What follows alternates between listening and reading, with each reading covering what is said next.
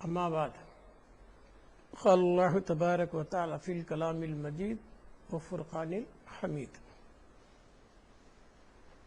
کل یوم ہوا فی شان صدق اللہ العظیم صدق رسولہ الکریم ونحن علی ذلک من الشاہدین والشاکرین والحمد للہ رب العالمین. اما بعد قال النبی صلی اللہ علیہ وسلم اول ما خلق اللہ النور. ایک بار درود پاک پڑھیے گا. اللہم صلی علی سیدنا حبیبنا نبینا شفیعنا مولانا محمد وعلی آل سیدنا حبیبنا نبینا شفیعنا مولانا محمد بارک وسلم صلاۃ و سلام علیک یا رسول اللہ صلی اللہ علیہ وسلم. اما بعد معزز حاضرین عزیز اور دوستو، اللہ تبارک تعالیٰ کا بڑا فضل ہے کہ اس نے ہمیں عدم سے وجود میں لایا اور اپنے پیارے محبوب تاجدار مدینہ احمد مصطفیٰ محمد رسول اللہ صلی اللہ علیہ وسلم کی پیاری امت میں بھیجا. اور ایک بھی اس کا بڑا فضل ہے کہ روز کی طرح آج بھی اس درس فصوص الحکم میں اللہ شرکت کرنے کی توفیق و ہدایت سے نوازا. تو لہٰذا دوستو بزرگوں، آج کی جو نشست ہے فصوص الحکم کی وہ ہے فص حکمت علویہ موسویہ. 25ویں نشست ہے فصوص الحکم کے. جملہ 27 فص ہیں، اس میں آج کا جو یہ درس ہے یہ 25واں ہے. 25واں درس موسیٰ علیہ السلام کی نسبت کا ہے.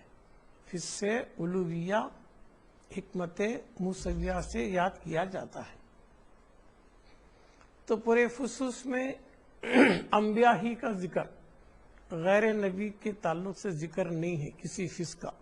کسی نہ کسی نبی کے تعلق ہی فص کے بارے میں بتایا گیا، اور وہ نبی کے شان کے تعلق سے، ان کے معجزات یا جو بھی ان کے اخلاق و کردار کے تعلق سے توحید کو سمجھانے کی کوشش کی ابن العربی. صرف توحید نکات، نبیوں کی سیرتوں سے، ان کی شان سے توحید کے علم و ادراک کو بتانے کی کوشش کی گئی. تو آج کی جو نشست ہے موسیٰ علیہ السلام کی، یہ بہت بڑی فص ہے، بہت بڑی. اس کے اندر بہت سی باب ہے، بہت سی چیزیں اس کے اندر انہوں نے وضاحت کی. اب جیسا مثال کے طور پہ 1,01,000 سے زیادہ انبیاء دنیا میں تشریف لائے. کسی نبی کو اللہ کو دیکھنے کا شوق نہیں ہوا سوائے موسیٰ علیہ السلام کے. کسی نبی نے یہ دعویٰ نہیں کیا کہ میں تجھے دیکھنا چاہتا ہوں ربی ارنی. صرف موسیٰ علیہ السلام کو یہ خیال ہوا. موسیٰ علیہ السلام ہی نے دعویٰ کیا کہ میں تجھے دیکھنا چاہتا ہوں ربی ارنی. کسی اور نبی کو نہیں ہوا. کوئی اور نبی ضد نہیں کرے کہ میں تجھے دیکھنا چاہتے ہوں. کہ موسیٰ علیہ السلام کچھ کیوں ہوا؟ اور ان لوگ پوچھتے جا رہے ہیں کہ میں دیکھنا چاہتا ہوں. اللہ جواب دیتا لن ترانی، کہ تم ہرگز نہیں دیکھ سکتے. تو اسی طرح 9 بار ان کی تکرار ہوگی کہ میں دیکھنا چاہتا ہوں، دیکھنا چاہتا ہوں. پھر اس کے بعد اللہ تعالیٰ نبی کی ولی کی دعا کو رد نہیں کرتا تو ان کو بلا لیا.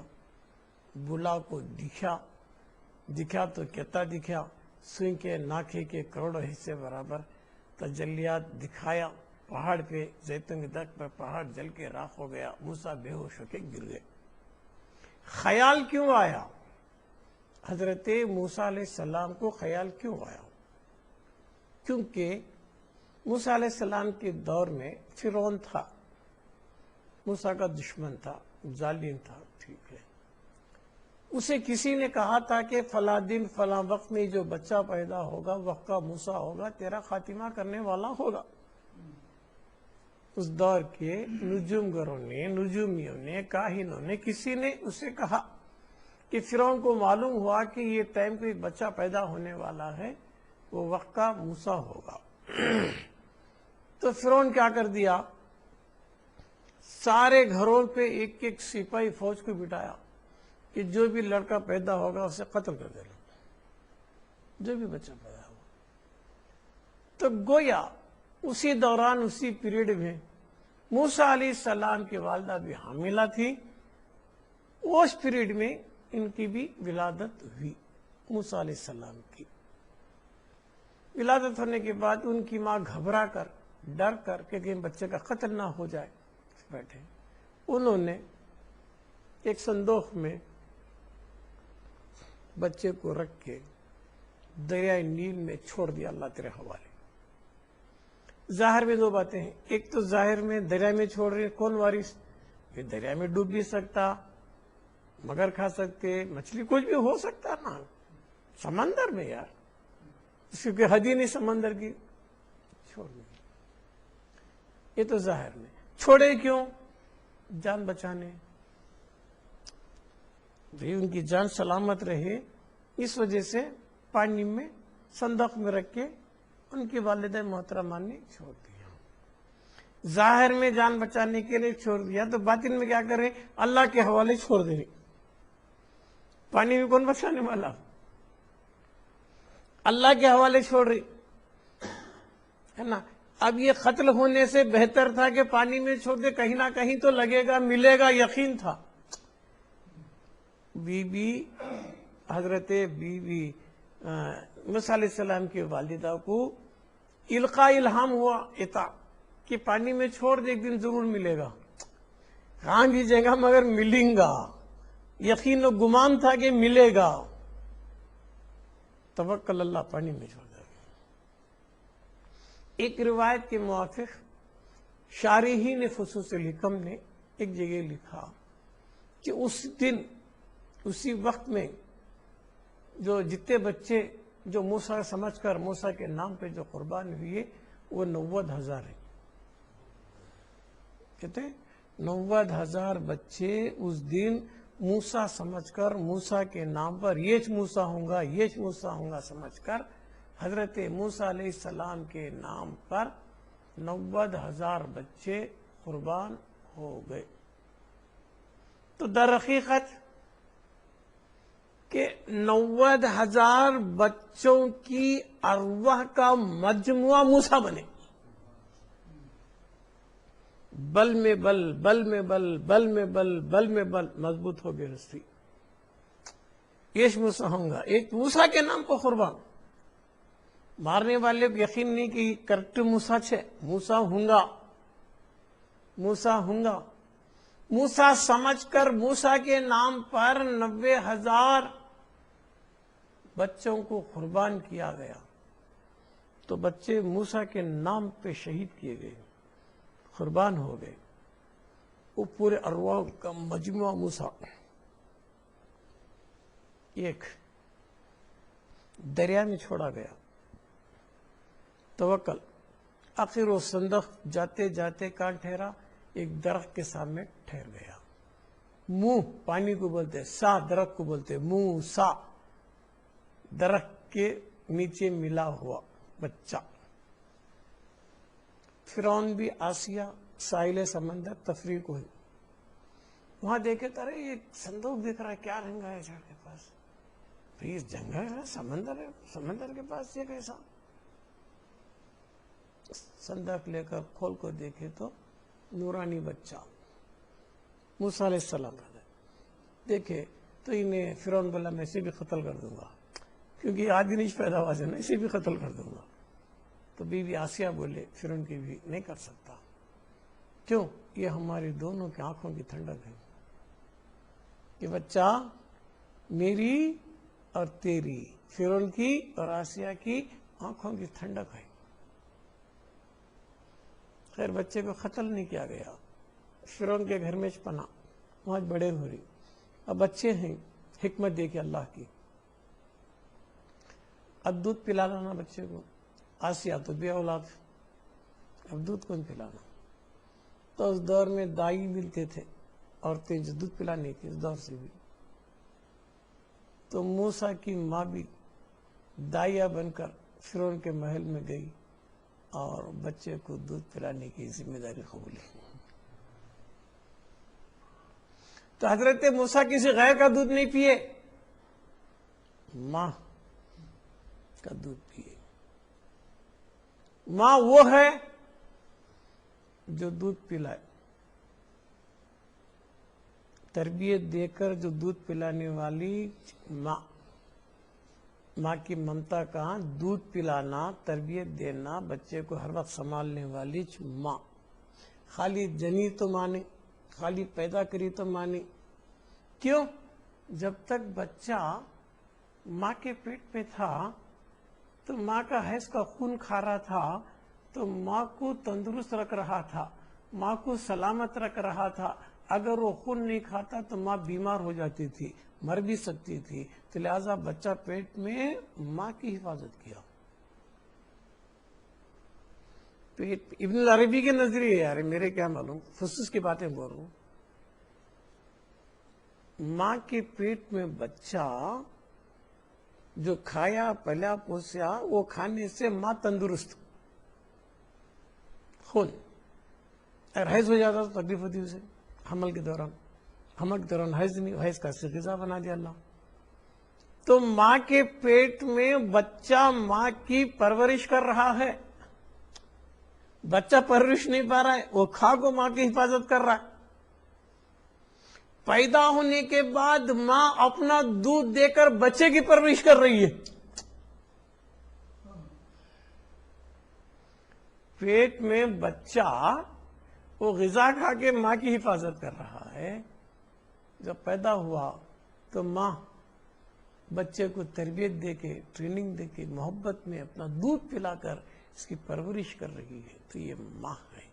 تو موسیٰ علیہ السلام کی والدہ محترمہ نے خود دائی بن کر پھر ان کے گھر گئے اور بچے کی پرورش کی، دودھ پلایا. اللہ نبی کو نبی ہونے سے پہلے بھی اس کی حفاظت کرتا ہے. کہتا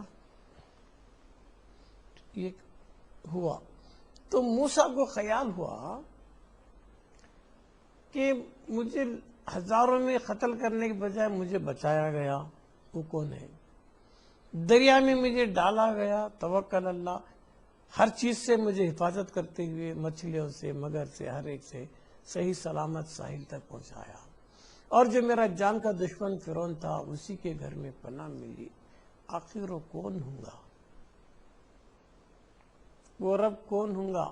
میں اسے دیکھنا چاہتا ہوں. رب ارنی، اے میرے رب میں تجھے دیکھنا چاہتا ہوں. کتنے منازل سے میں یہ گزارا ہے، آخر وہ ہے کون؟ قتل سے بچایا، سمندر میں بچایا، اور غیر کا محتاج بننے سے بچایا، ماں کو بھیجا. سمجھ میں آیا نکتہ یہ؟ اچھا ایک نکتے کو بھی رکھ لو.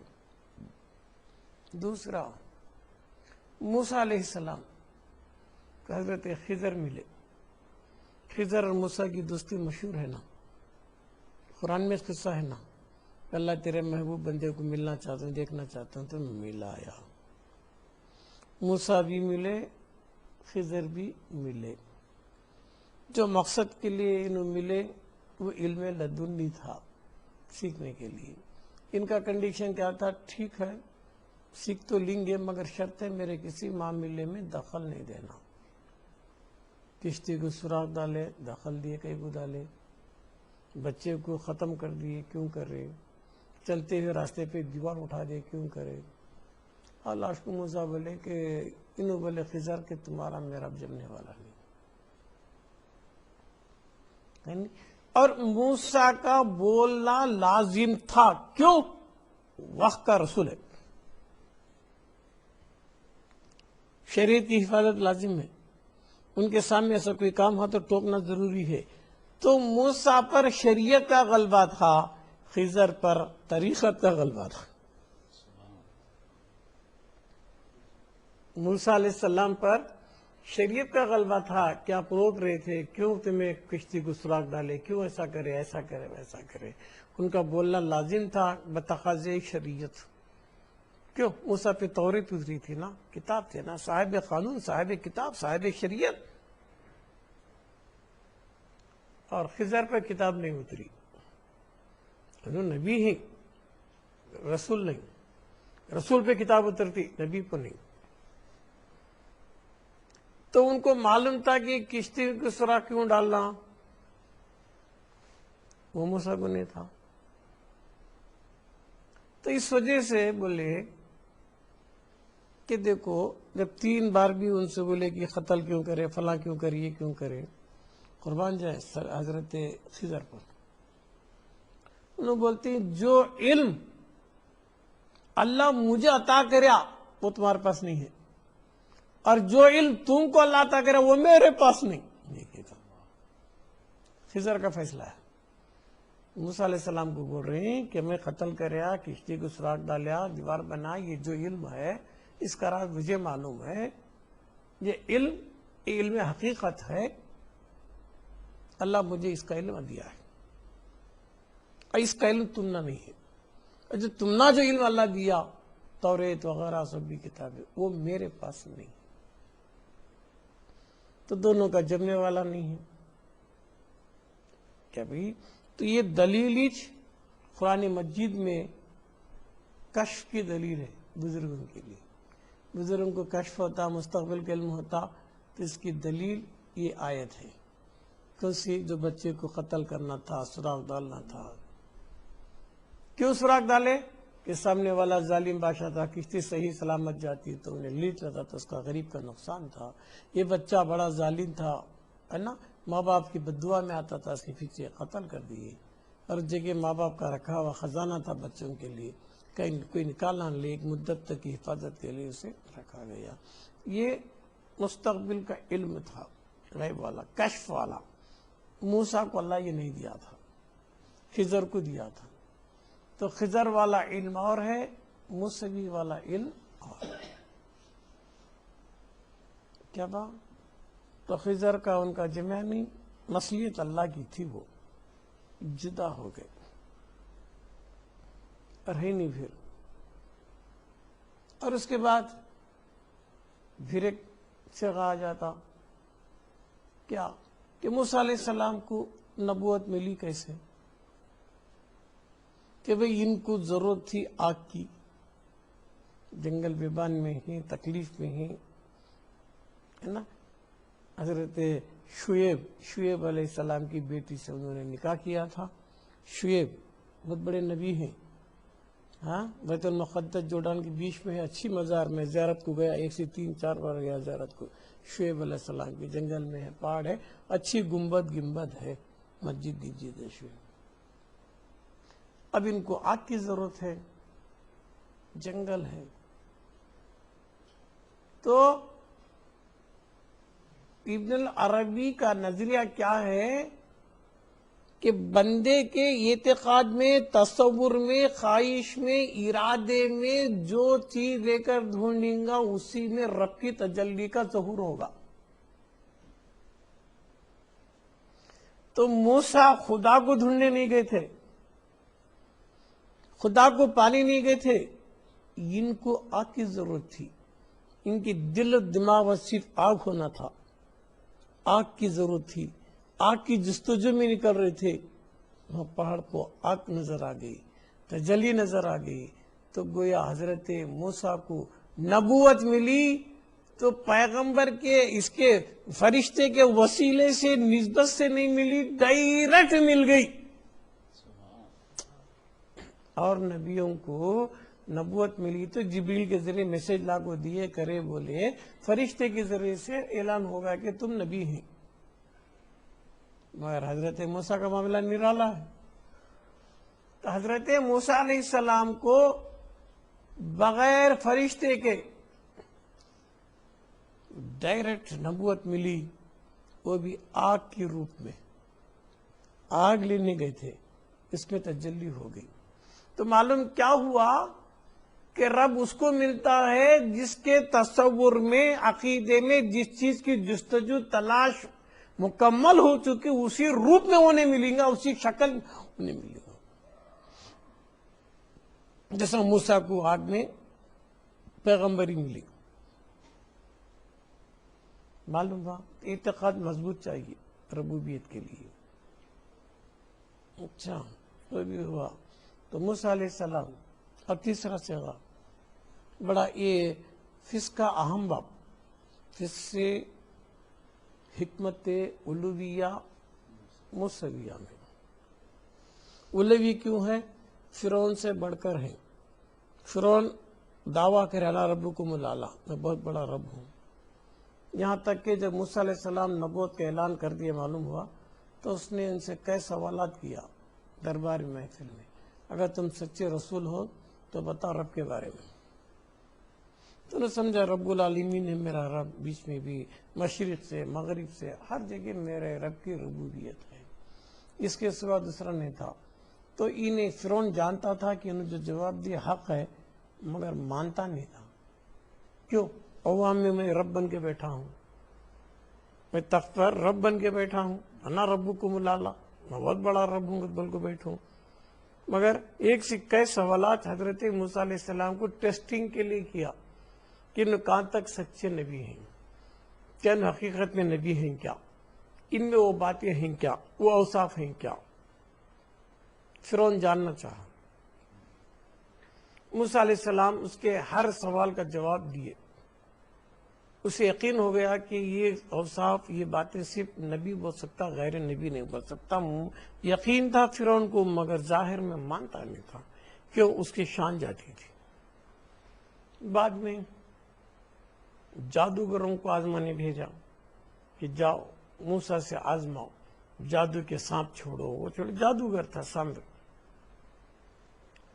ٹھیک ہے، تو موسیٰ علیہ السلام کو بھی اللہ ایک معجزہ عطا کیا تھا، عصا، کہ جب بھی ضرورت پڑے تو میں زمین پہ مارو تو اژدہا بن جائے گا جب بھی ضرورت پڑے گی۔ تو جادوگروں نے اپنے جادو کے پاور سے سانپوں کو چھوڑا موسیٰ کو ڈرانے کے لیے۔ تو موسیٰ علیہ السلام نے عصا زمین پہ مارا تو اژدہا بن کر سارے سانپوں کو کھا لیا۔ تو وہ سامنے گئے جادوگر سامنے ڈر گئے، گھبرا گئے کہ یہ کوئی جادو والی بات نہیں ہے، جادو کے سانپوں کو انہیں کھا لیا، اژدہا اب سے دوسرا کہاں سے لیں گے، حملہ بھی کھا سکتا انہیں۔ تو لہٰذا گھبرا کر ڈر کر وہ جادوگر توبہ کر کے موسیٰ علیہ السلام پر ایمان لایا۔ جو جادوگر مناظرے کے لیے آئے تھے، جو جادوگر حضرت موسیٰ علیہ السلام کو آزمانے کے لیے آئے تھے، مگر وہ عصا والا موسیٰ کا معجزہ دیکھ کر سرنڈر ہو گئے، کلمہ پڑھ کے گئے۔ فرعون کوئی بھی ایک پیارے میں جن کو بھیجا وہ ادھر کچھ ہو گئے، ہے نا۔ اب لہا فرعون کا معاملہ، جو فسق کا خاص باب، کہ موسیٰ علیہ السلام عصا مارے دریا نیل پر تو راستہ پڑا، جتنے بھی ان کے عاشقاں غلام تھے راستے سے دریا نیل کو پار کرے۔ اب فرعون بھی جانا چاہا اسی راستے سے، جو عصا سے راستہ پڑا تھا اسی راستے سے مسلمانہ بھی گزر رہے، امت موسوی بھی اسی راستے سے انہیں بھی گزرا، فرعون بھی اپنی ٹیم کو لے کر۔ تو موسیٰ علیہ السلام اپنے ساتھیوں لے کے پار ہو گئے، ابھی انہیں درمیان میں تھا دریا گئی، تو انہیں کیا کرا؟ یہ بڑا اختلافی مسئلہ ہے، ابن العربی کو دوسرے لوگوں میں ذرا سا اختلاف ہے اس سلسلے میں، کہ فرعون جب یہ دیکھا ارے انہوں یہ راستے سے پار ہو گئے، میں کیوں نہیں پار ہو سکتا ہوں؟ یقین اسے مرنے کا یقین نہیں آیا، پار ہونے کا یقین آ رہا کہ میں منزل کو پہنچ سکتا ہوں، جب دوسرے ایک راستے سے پار ہوں میں بھی ہو سکتا ہوں۔ تو سمندر میں بیچ میں پہنچنے کے بعد اس نے توبہ کر لیا، اور بنی اسرائیل کا جو رب ہے رب موسیٰ، اس پہ میں ایمان لایا گیا۔ فرعون ایمان لایا، فرعون ایمان لایا کس پر؟ رب موسیٰ پر، موسیٰ کے رب پر، بنی اسرائیل پر، بنی اسرائیل کی جو رب پر ہے اس پر ایمان لایا۔ ایمان لانے کے بعد کوئی غلط کام نہیں ہوا اس سے، ابن عربی کا نظریہ دیکھیے، لچک، ایمان لایا اس کے بعد کوئی غلط کام نہیں کرا، جو پہلے زندگی میں کرتے آیا ایمان لانے کے بعد کرنے کا موقع ہی نہیں ملا، اور اسے یقین ہے کہ ابھی میں نہیں مرتا جب مسلمان ہی راستے سے کہ میں بھی جا سکتا ہوں۔ ڈر کو ایمان نہیں لایا، ڈر ہوتا تو ایمان نہیں لاتا کہ وہ راستے سے جو دوسرے گزرے ہیں تو میں بھی گزر سکتا ہوں، جینے کا یقین تھا، مرنے کے ڈر سے ایمان نہیں لایا، ابن العربی کا نظریہ۔ بعض لوگ اپنے ذہنوں میں فرعون کے تعلق سے بدگمان ہیں کہ یہ کافر تھا، انہیں ایمان والا نہیں، ایمان آخری وقت میں لایا، مرتے وقت میں لایا، جو آخر وقت میں لاتا اس کا ایمان قبول نہیں۔ بعض لوگوں کا نظریہ، بعض لوگ فرعون کو نفرت سے دیکھتے ہیں، اس کے ایمان کو ماننے کو تیار نہیں۔ اور ابن عربی بول رہی کہ آخر وقت میں ایمان نہیں لایا، اسے یقین تھا کہ میں زندہ رہتا ہوں، کیوں کہ جب مسلمان راستے سے گزر رہے ہیں میں بھی پار ہوتا ہوں، پار ہونے کی نیت سے ایمان لایا۔ اب میرا ہو گیا، میں پار نہیں ہوتا، میں مر جا رہا ہوں بول کے ایمان نہیں لایا آگے انہوں۔